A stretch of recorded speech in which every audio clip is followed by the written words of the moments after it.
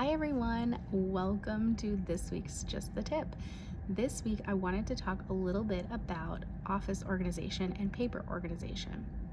So it's the middle of winter here, February, March, and this is such a great time to take a look at your home office. If you have stacks of piles and papers sitting around, or maybe just clutter, accumulation of things, this is a great time to think critically about this space and get it organized.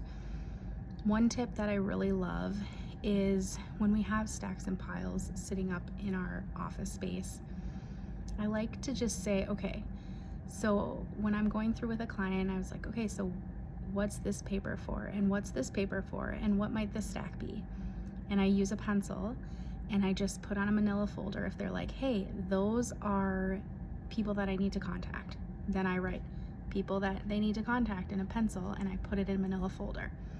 Then let's say they say, hey, that next pile, those are trips that I want to go on, trips they want to go on. And so we work our way through the whole entire office just as like a pre kind of organization to kind of get those ideas, things that they are thinking about, categorized. And then from there, we can kind of create larger scale categories and organize based on that.